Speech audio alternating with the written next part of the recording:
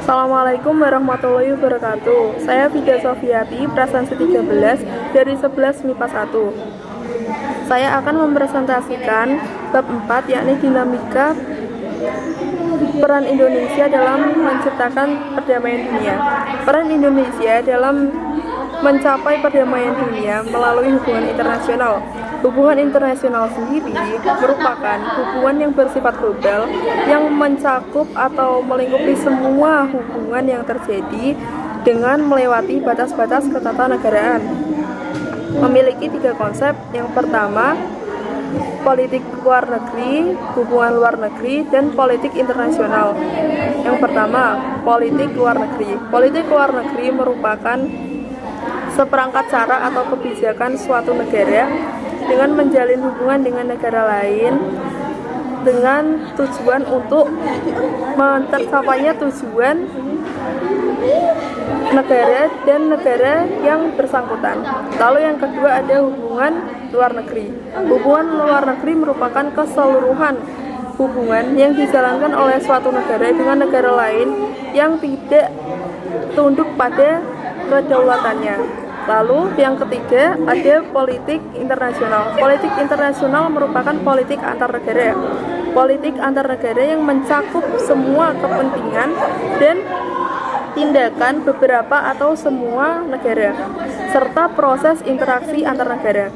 Lalu perlunya kerjasama atau bentuk dalam menjalin perdamaian dunia tersebut antara lain karena 2 faktor, yakni yang pertama ada faktor internal dan yang kedua ada faktor eksternal.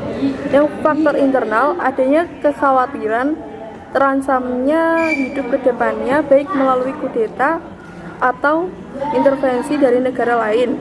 Lalu yang kedua ada faktor eksternal. Faktor eksternal sendiri merupakan ketentuan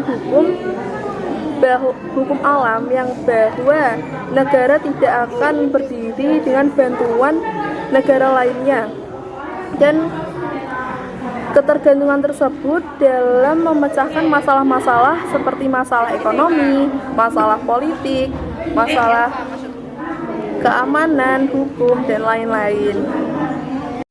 Bangsa Indonesia membina hubungan dengan negara lain dengan prinsip politik luar negeri yang bebas aktif, serta ikut dalam melaksanakan ketertiban dunia yang berdasar kepada kemerdekaan, perdamaian abadi, dan keadilan sosial.